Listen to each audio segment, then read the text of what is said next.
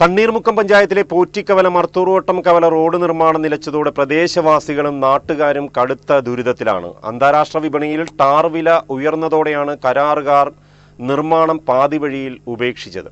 മുഹമ്മദ് തണ്ണീർമുക്കം പഞ്ചായത്തിലെ പ്രധാന പാതകളിലൊന്നായ പോറ്റിക്കവല മരുത്തോർവട്ടം കവല റോഡിലൂടെയുള്ള യാത്ര ഇപ്പോൾ ദുരന്തപൂർണമാണ്. BMN BC നിലവാരത്തിൽ പുനർനിർമ്മിക്കുന്നതിനായി 8 മാസങ്ങൾക്ക് മുമ്പാണ് റോഡ് പൂർണ്ണമായും പൊളിച്ചത്. 3 കോടി രൂപ ചെലവിൽ 2.25 കിലോമീറ്റർ നീളത്തിലാണ് നിർമ്മാണം വിഭാവനം ചെയ്തിരുന്നത്. എന്നാൽ ടാറിങ്ങിന് മുന്നോടിയായി വിരിച്ച് കരിങ്കൽ മെറ്റലുകൾ ഇളകിക്കിടക്കുന്നതിനാൽ ഇരുചക്ര വാഹന യാത്രക്കാർക്കും കാൽനട യാത്രക്കാർക്കും നിത്യേന അപകടങ്ങളിൽപ്പെടുന്നത് പതിവാണ്. പശ്ചിമേഷ്യൻ യുദ്ധത്തെ തുടർന്ന് അന്താരാഷ്ട്ര വിപണിയിൽ ടാർ വില കുത്തനെ ഉയർന്നതാണ് പെട്ടെന്നുള്ള പ്രതിസന്ധിക്ക് കാരണം. നിലവിലെ എസ്റ്റിമേറ്റ് തുക പുതുക്കി നിശ്ചയിക്കാത്തതിനാൽ കരാറുകാർ നിർമ്മാണം പാതിവഴിയിൽ ഉപേക്ഷിക്കുകയായിരുന്നു. ഇതിന് പരിഹാരമായി സർക്കാർ തലത്തിൽ തുക വർദ്ധിപ്പിച്ചു നൽകേണ്ടതുണ്ടെങ്കിലും നടപടികൾ വൈകുകയാണ്.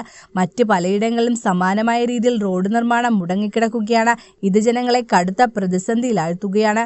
അധികൃതർ അടിയന്തരമായി ഇടപെട്ട് താൽക്കാലിക പരിഹാരമെങ്കിലും കാണണമെന്നാണ് നാട്ടുകാരുടെ ആവശ്യം. ഈ റോഡ് ഇങ്ങനെ ആയതിന്റെ അവസ്ഥയിൽ 1-2 പേർക്ക് ജീവൻ വരെ നഷ്ടപ്പെട്ടിട്ടുണ്ട്. കൃത്യസമയത്ത് അവരെ ഹോസ്പിറ്റലിൽ എത്തിക്കാൻ പറ്റാതെ തൊട്ടടുത്ത വീട്ടിലൊരാൾ മരണപ്പെട്ടത് അതാണ്. വളരെ ചെറുപ്പക്കാരനായ ഒരാളായിരുന്നു. അപ്പോൾ അദ്ദേഹം മരണപ്പെടാനുണ്ടായ കാരണവും അത് തന്നെയാണ്.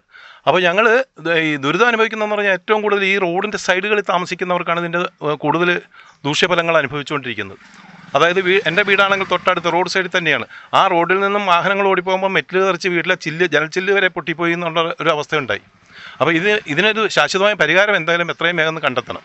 ഇപ്പോൾ പുതിയൊരു സർക്കാർ വന്നപ്പോഴത്തേക്ക് ആ സർക്കാരിൻ്റെ ഉത്തരവാദിത്തമാണെന്നുള്ളത് രീതിയിലേക്ക് കാര്യങ്ങൾ പോകുന്നുണ്ട്. ശരിക്കും പറഞ്ഞാൽ അതൊരു രാഷ്ട്രീയ രീതിയാണ് കാണുന്നത്.